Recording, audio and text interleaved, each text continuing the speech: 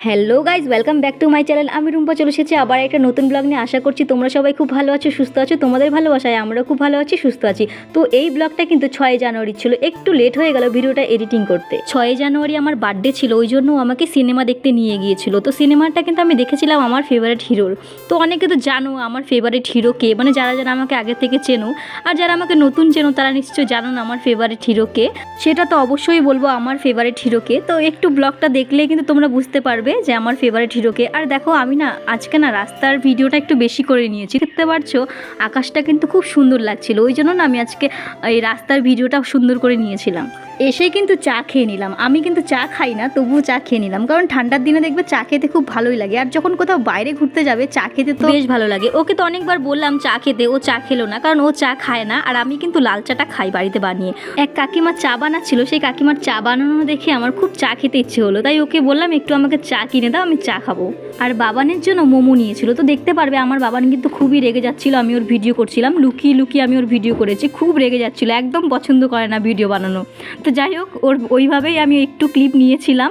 তো তারপর বাবানকে একটু নিয়ে এসেছিলাম এই সাইডে। আর ওই দেখো ওর বাবাকে চুপ করে দাঁড়িয়ে দাঁড়িয়ে কি খাচ্ছে, চপ খাচ্ছিল। যাই হোক, খাওয়া দাওয়া শেষ করে এখন আমরা সিনেমা হলে যাব। সত্যি কথা বলতে আজ আমি খুবই খুশি, কারণ আমার পছন্দের হিরোর সিনেমা দেখতে যাচ্ছি। তো জানি না সিনেমাটা কেমন হবে। তো তোমাদেরকে এবার আমি বলেই ফেলি আমার ফেভারিট হিরো কি। আমার ফেভারিট হিরো হচ্ছে দেব। তো দেবকে আমার খুবই ভালো লাগে, আজকের থেকে না, ছোট থেকে। যখন আমি ছোট ছিলাম তখন থেকে আমি দেবের ফ্যান। দেবকে আমার এত ভালো লাগতো, আমার রুমের মধ্যে শুধু দেবের ছবি লাগিয়েছিলাম, আর কারো ছবি ছিল না। চলো তোমাদের সাথে আমি আমার এক ছোট্ট স্মৃতি শেয়ার করি। ছোট থেকে আমি একটা জেদ করে রেখেছিলাম, যদি কখনো সিনেমা হলে যাই আমি ফার্স্ট দেবের সিনেমা দেখতেই যাব। আমি তখন হয়তো ক্লাস 8-9-এ পড়তাম। তখন হচ্ছে দেবের খোকা 420 সিনেমাটা রিলিজ হয়েছিল। তখন আমি আমার মাকে বলেছিলাম, মা আমি সিনেমা দেখতে যাব, আমি দেবের সিনেমা দেখতে যাব, তো আমাকে নিয়ে যেতে হবে। তখন আমাকে নিয়ে গিয়েছিল মা। ফার্স্ট আমি দেবের সিনেমাই দেখতে গিয়েছিলাম। তখন আমি সিনেমা দেখে এসে আমার ফ্রেন্ডদের বলেছিলাম, দেখ আমি কিন্তু সিনেমা দেখতে গিয়েছি, ফার্স্ট দেবেরই সিনেমা দেখতে গিয়েছি। আমি কিন্তু আমার কথাটা রেখেছি। এই বছরের বার্থডেটা আমার কাছে খুবই স্পেশাল, কারণ আজকের এই দিনটাতেও আমাকে এত বড় গিফট দেবে আমি সত্যি ভাবতে পারিনি। সত্যি আমি ভাগ্য করে এরকম একটা হাজবেন্ড পেয়েছি।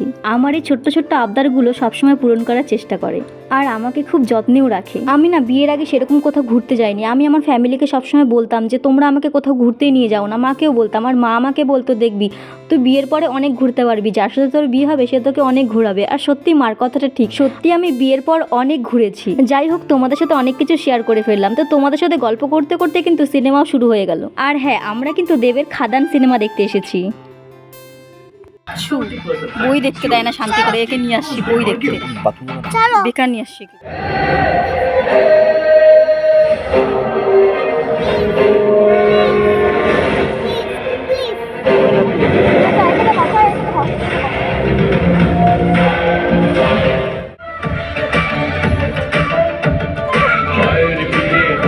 অনেকদিন পর সত্যি একটা ভালো বাংলা সিনেমা দেখলাম।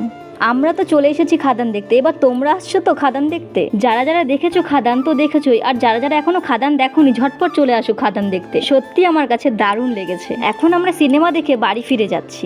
সিনেমা শেষ করে আমরা সরকারবাবুর নান তরকা খেতে চলে এসেছি। মাত্র 30 টাকা প্লেট। হ্যাঁ, তোমরা ঠিকই শুনেছো। আর সরকারবাবুর নান তরকা কিন্তু দারুণ টেস্টি খেতে। তো গাইজ, এই ভিডিওটি এখানে শেষ করলাম। যদি তোমাদের এই ভিডিওটি ভালো লেগে থাকে লাইক কমেন্ট করে দিও, আর হ্যাঁ, ফলো করতে ভুলো না কিন্তু। তো আজকের এই ভিডিওটা এখানে শেষ করলাম। আবার কোনো ছোট্ট মিনি ব্লগে খুব শীঘ্রই দেখা হচ্ছে।